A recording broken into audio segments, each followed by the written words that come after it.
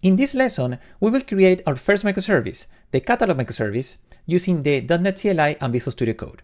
So here we are in Visual Studio Code in the Getting Started screen. And the first thing that we want to do is to create a folder or a directory to hold the files for our microservice. So to do that, what you can do is either select this link over here, open a folder right there, or you can go into File, Open Folder, and then that will do the same effect. So I'll just do the second one, Open Folder.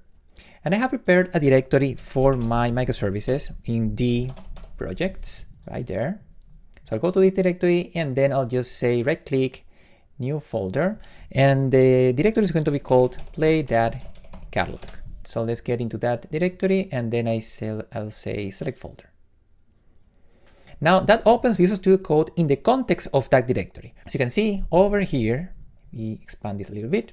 We have play that catalog on the top left over here. And then the first thing I want to do here is to create, just to follow best practices, to create a directory to hold the source code. So I'll click on this button over here to create a brand new folder. Okay, so I'll just click there and I'll say src.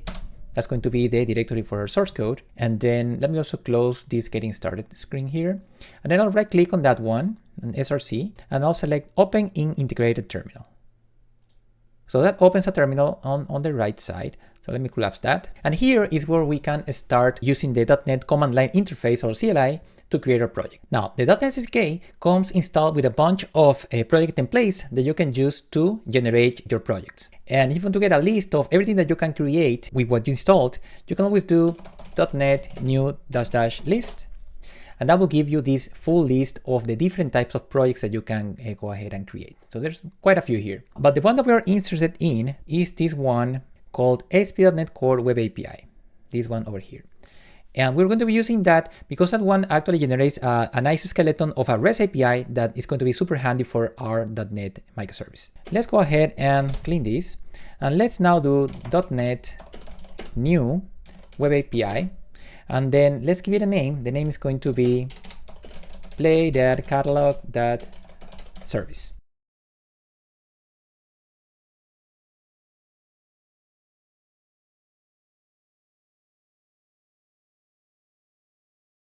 So I'll hit enter and our project has been generated. So I'll go ahead and close this terminal. And if we go back into our Explorer view by using this icon on the left side, go to that view, we're going to be able to see all the files that just got generated under SRC. So we'll go into more details about these files in the next lessons. But for now, let me just give you a quick overview of what are these files for. The first interesting file here is going to be our play.catalog.service.csproc file. This will be known as a project file, and that one defines basic things about the project, like what type of project is this? Like, is it a web project, a Windows project, a class library, what kind of project it is? And also what SDK we're using of .NET. Right? And then also a bunch of dependencies that are going to be needed by your project, among a few other things. The next interesting file is going to be program.cs, which is what we know as the entry point of the application. So that's where we define how to host our ASP.NET Core application, what kind of services are going to be needed by the application, and also what we know as the HTTP request pipeline. So a bunch of basic things to start up our application. Then the other interesting set of files here is going to be under controllers. It's just one file actually. It's called weather forecast controller. So this is a sample controller that is built into this project. The controller is going to be the class that is in charge of defining a bunch of actions that can respond to HTTP requests that are going to be coming into our ASP.NET Core application. And then to help this class, there's also this other class called weather forecast, which is just a small little model for weather forecasting that is used with that forecast controller. We're going to actually get rid of these two files in the next lesson. We're not going to be using those. Another interesting file is under properties, launch settings.json. So that one defines a bunch of configurations for the project, but the most important one is going to be the ports where we're going to be hosting this application in our box for development. Then we also have app settings.json and app settings.development.json, which are files used mostly for configurations, to store a bunch of configurations for your application that you don't want to hard code directly into your C# code. Even things like logging levels for your application and a bunch of other things that you may want to configure there. Now, if I click into one of these C# files, like for instance, let me click on weather forecast. One thing that I want you to notice is that the OmniSharp server is going to kick in. And you can see this little fire over here that says OmniSharp server is running. And you can see that this dialog popped up on the right side. It's asking us if we want to add additional files here. I'm going to say yes. And that is very important because those files are now showing up, let me show you, in this new VS Code folder right here. Okay, and that's a folder that Visual Studio Code is going to be using to define a couple of files named task.json and launch.json. And let me actually close this guy, which are used to configure the behavior of VS Code for building and launching our application. So task.json is going to define a bunch of tasks, including the build task. That is the one that we can use to build our code in VS Code. And launch.json defines how we're going to start the application and start debugging the application also within VS Studio Code. Now, I also mentioned that the OmniSharp server started here. And let me point out once again that we have this little fire over here. So that's what we know as the OmniSharp server. And this is the component integrated into Visual Studio Code and provided by the C# extension that allows us to actually bring in all the C# functionality into a C#, including all the IntelliSense that you're going to be seeing that we use across this course. So you have to make sure that this is actually running. And if for any reason this is not running, what you can always do is just do Ctrl+Shift+P to open this command palette over here. And then you can always type OmniSharp restart OmniSharp, this menu, the second one over here. You click on that, it's so that OmniSharp is going to restart, right? So just take that into account if you ever have an issue with IntelliSense or something about the C# files that are not working properly. What we can try to do now, before diving into the files, is to see if we can build and run our application right away. And so, yeah, let me collapse this and that. And I'll just, to open the terminal, of course, you can always go to terminal, new terminal, but an easier way to do it is by either doing the Ctrl+ combination, so Ctrl+ right there, that opens the terminal. Now close this. And another one, at least on Windows, would be Ctrl+J, that also will open this terminal here. Now I'm going to collapse this for a moment, and then let me clean this. And then let me switch into the play.catalog.service directory. And while being here, what you can always do is just run the command .NET build. And that's a simple command that you can use to go ahead and build your project right away. So this builds and make sure that everything compiles properly, right? All the C# files are compiled properly. And that is one way to build your code. The other way that you can use to build your code is by going into, and let me also clean this, going into terminal and then run build task. Okay, run build task. And that will go ahead, and that uses the integration into Visual Studio Code, that task.json file that we talked about. It uses that to go ahead and do this. But, and let me delete this. The more nice thing about this is that also gives us a shortcut, Ctrl+Shift+P, at least on Windows in my machine, that I can use to do this just by using my keyboard. So I can do Ctrl+Shift+V, I'm doing that now, and it goes ahead and builds the code right away. Okay, that's kind of the fastest way to build your code in your box. Okay, so now we know how to build the code. So how do we run this application? So to run the application, what you can do also from the root of your C# project is do .NET run, hit enter, and that will go ahead and first it builds the code, make sure it builds, and then it starts the Kestrel web server to host your application in your box. And as you can see, it is being hosted in this occasion localhost at port 5299. That port was randomly assigned by the project template when we create the project. So you're likely going to get another port over there. You could browse at this point into your browser, into this location, and that's going to open up a page for our project, actually kind of a blank page, but it's going to open up something. But before doing that, let me show you another way to run your application. Let me do Ctrl+C here. Let me close this terminal. The other way that you can do this is by using this debug hub on this side, right here. This allows you to go more into a debug session. So not just running the project, but actually debugging it. And you can use, there's a couple of configurations. The one you want to use is .NET Core Launch. And you can click this arrow over there, or you can just hit F5. So I'm going to hit F5 here. And that's going to start a debugging session into your application right there. So the debugger is attached. And that actually opens up, as you can see, the browser window right away. And don't get scared about this screen here. This is totally normal because there's really nothing going on at the home page. So you see we're not hosting anything. This is not a web UI. And also we don't have a route mapped into the home. So there's nothing to show here. But when you create a web API with the template that we used, you always get a Swagger endpoint. And that Swagger endpoint brings a UI. Let me show you this, /Swagger. You hit enter. You're going to get into this nice UI that allows you to explore your current web API or REST API, even exercise it if you want to. So for instance, if you open up here, this, you can get a little example of what to expect from this API, but you can also click on the try it out button over here. You can click on try it out and then click on execute, and that's going to go ahead and right away it executes the API against your project, and you can get an idea you can get the actual output of your API right there. So we'll be using this little tool here to exercise the different APIs that we're going to be creating across these next several models. So now we know that, let me close this and let me stop this. Now we know that we can build the project, and now we know that we can run the project, right? So this is looking good. And so in the next lesson, we will make a few changes into our project to prepare it for the future lessons. In this lesson, you will make a few changes to your Catalog microservice project to prepare it for what's coming in future lessons. Each new version of the .NET SDK usually comes with a few changes to the corresponding project templates, which determine the files and structure you get when you create a new project. The projects that you'll see in the upcoming lessons were created using the .NET 5 project templates, which produce slightly different files than the ones that you'll see here. So, if we leave the project as it is right now, you might get a bit confused about the structure of the projects in the video recordings in the next lessons. So, to ensure you get the best learning experience across the entire course, we're going to make a few small changes so the project files look like the ones originally created for this course. And don't worry, you will still be using .NET 8 and ASP.NET Core 8 across the entire course, even if we don't use a few of the modifications introduced in the new project templates.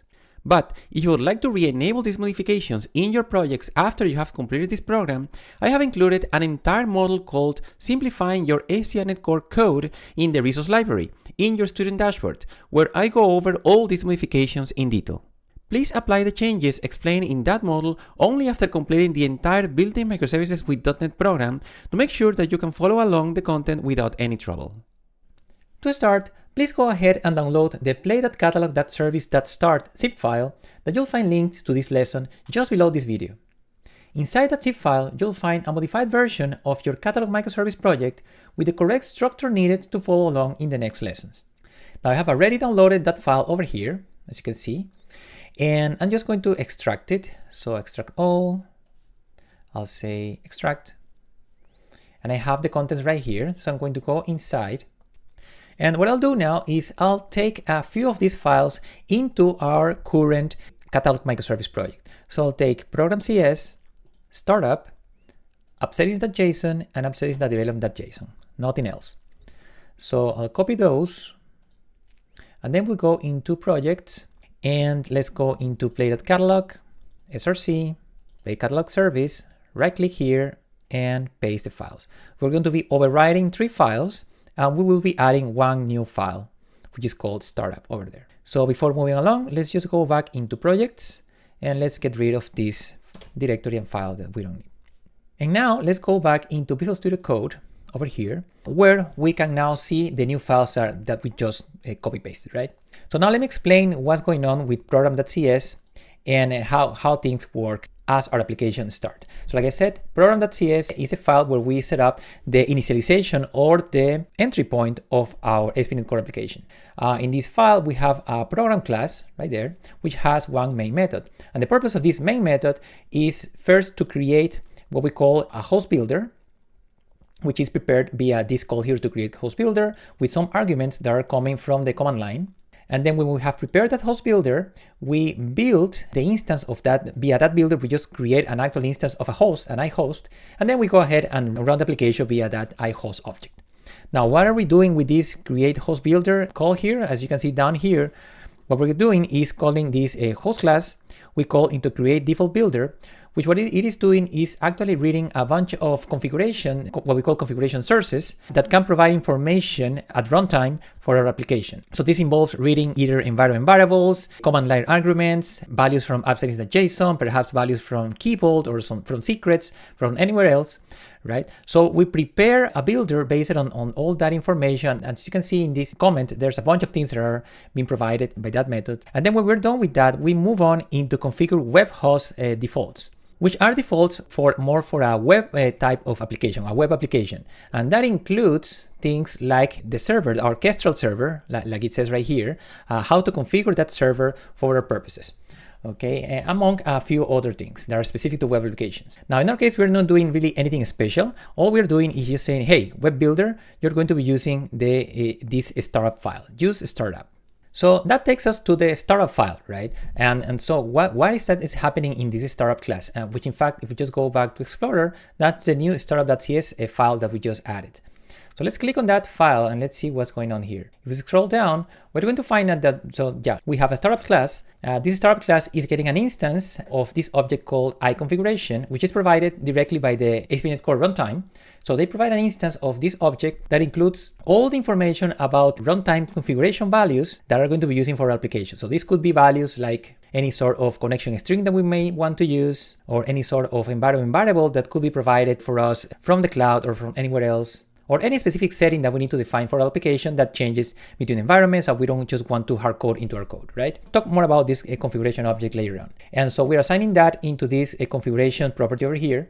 And then we have two main methods in this class. The first method is called configure services. And the purpose of this method is to configure all of the services that we're going to be using across our application. And we'll talk more about, this is heavily based on a mechanism that's called dependency injection in ASP.NET Core. We'll talk more about that in a few lessons.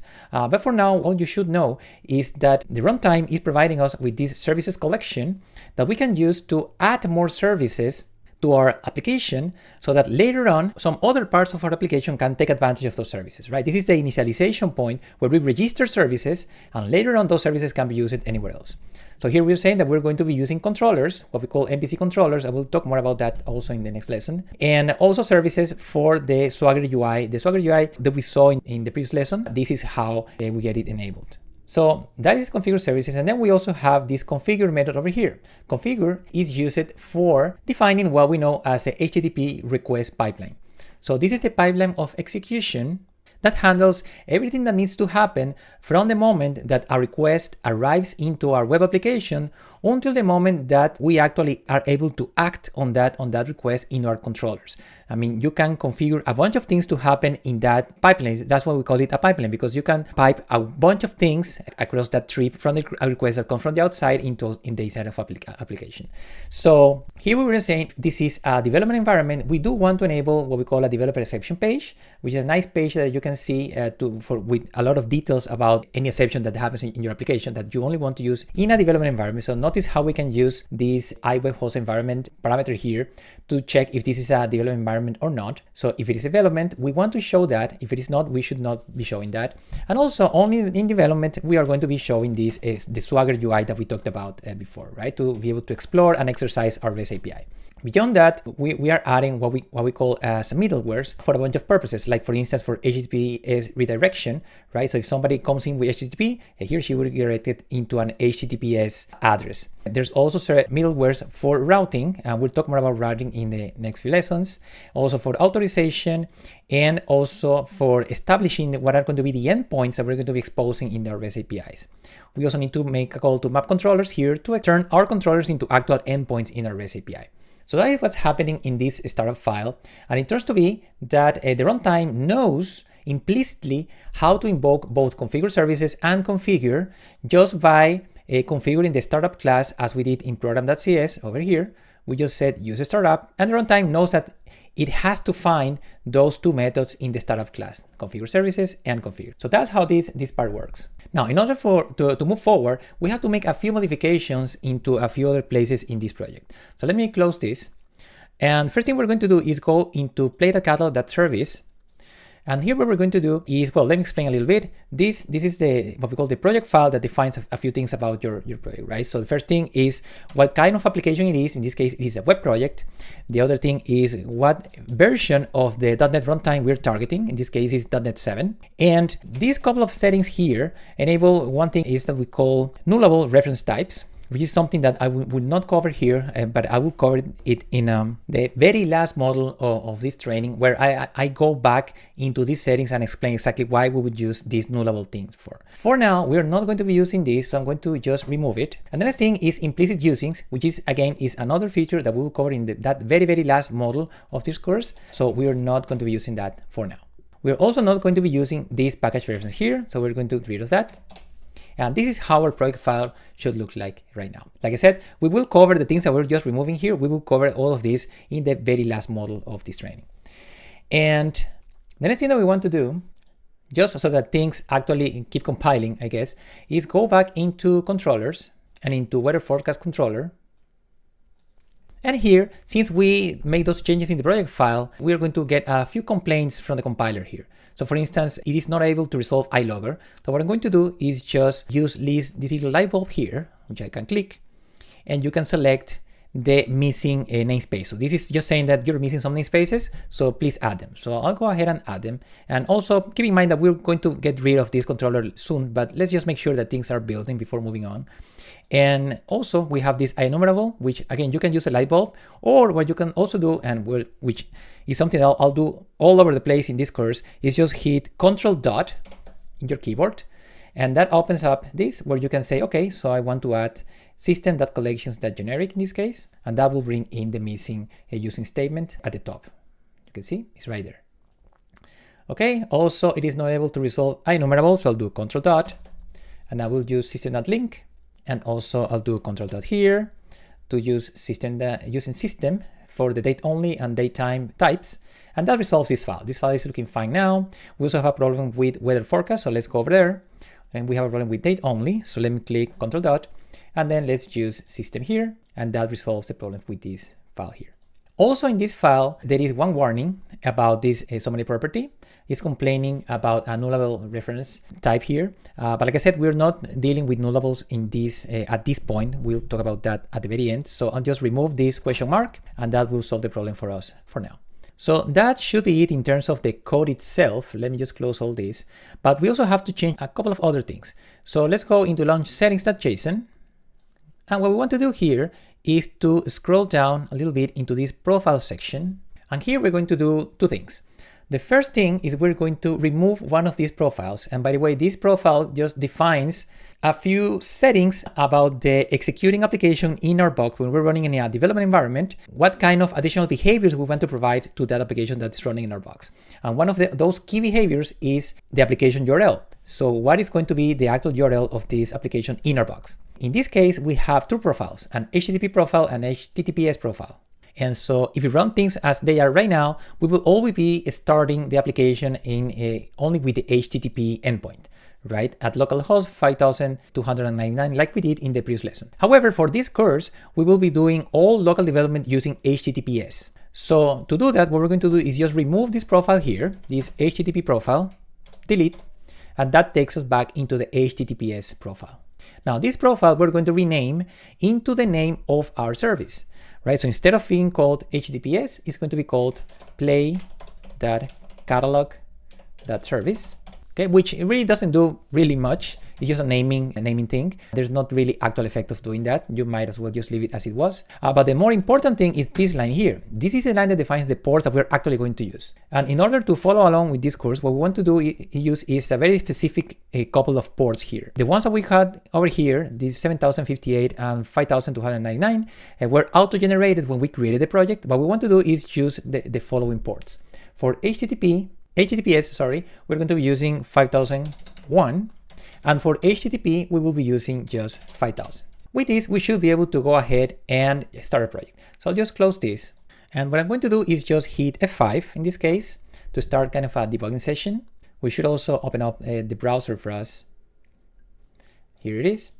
So that opens the browser. Notice that we are now at port 5001. Let me highlight that, 5001. But of course, we have kind of a problem here, right? So this is saying that, yeah, our connection is not private. And this is actually expected. So don't, if you're seeing this, don't fear, this is expected. And this is because we're using self-signed certificate provided by the .NET SDK. However, that certificate has not been trusted in my machine at least. So the browser is complaining about it. So I don't trust that certificate, that local certificate that you're using. So this certificate is totally fine for local development purposes. The only thing that we have to do is to actually trust that certificate in our box. So to do that, what we can do is the following. Let me just close this and then let me stop my application. And let me go into terminal over here. Let me delete this terminal and go back to this other terminal right there. And here, if you are either on Windows or Mac OS, you can execute the following tool to trust that certificate, which should be in your box, it's just not trusted yet. So the tool is .NET dev certs https -- trust. Okay, you hit enter. And that's going to prompt this screen over here that is asking you to confirm that if you want to trust that certificate. Since this is for localhost and this is the ASP.NET Core certificate, this is totally fine. So you can go ahead and hit yes.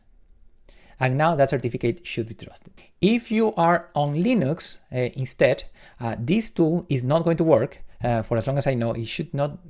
I have not tried this in Linux, but I don't think it works. There are instructions in the Microsoft documentation site on how to do this on Linux. So please go over there and follow the instructions to follow this same procedure for Linux. Now that we did this, let's go ahead and hit F5 once again. So I'll hit F5. So this is going to start application once again, and let's see what we get.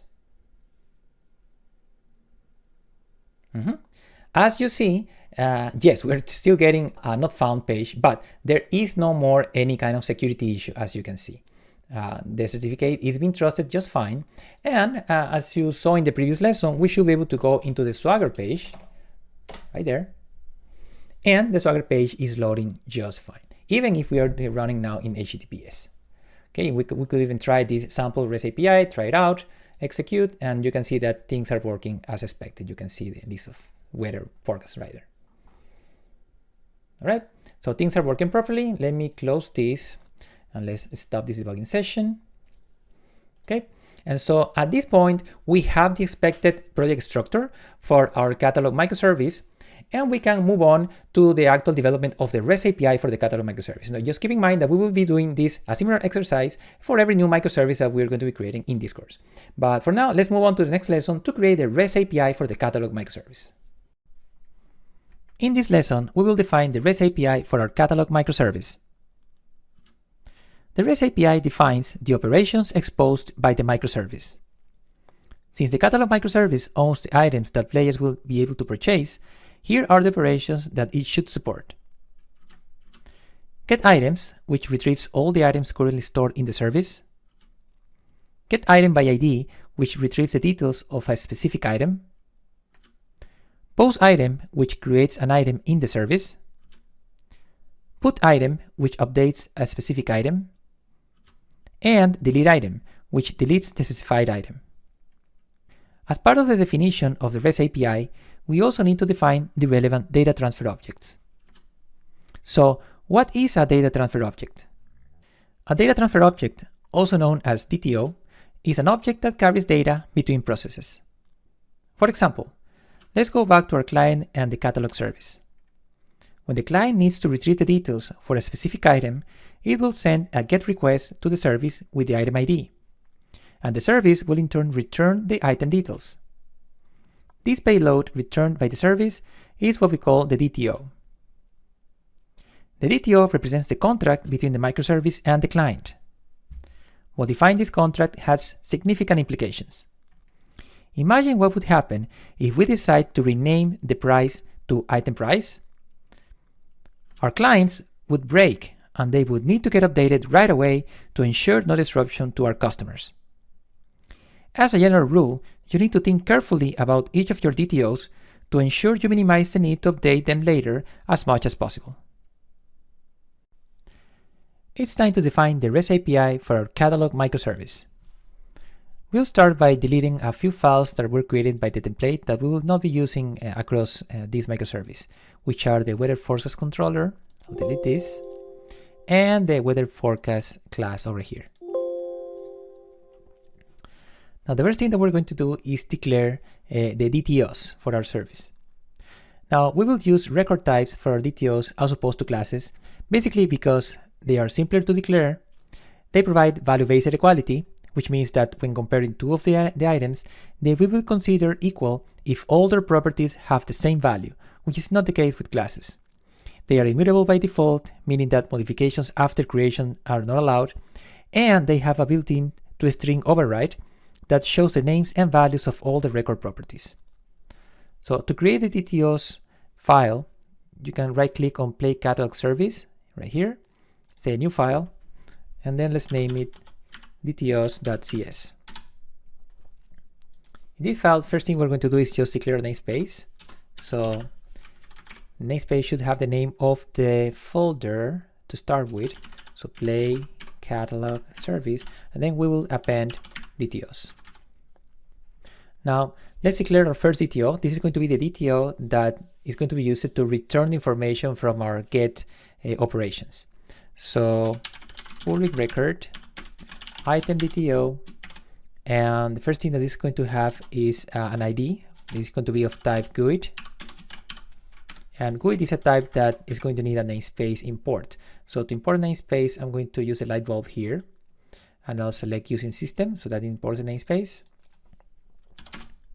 And then we're going to declare a name, a description, a price, and a created date. Okay. Now the next DTO is going to be used for the creation of our items. So let's say public record is going to be named create item DTO. This DTO does not need an ID or a created date because both of them are going to be automatically generated within the service. So they don't need to be provided by the client. So we'll specify a name, a description, and a price. Finally, we're going to declare a DTO for updating an item. So public record, update item DTO. And this is actually going to have the same members as create item DTO, so I'm going to copy those. And it happens to be that right now they need the same members, but it could be in the future that they need different properties. So a good convention is to keep them separate, even if they have the same properties to start with. In the next lesson, we will add a controller to define our REST API operations.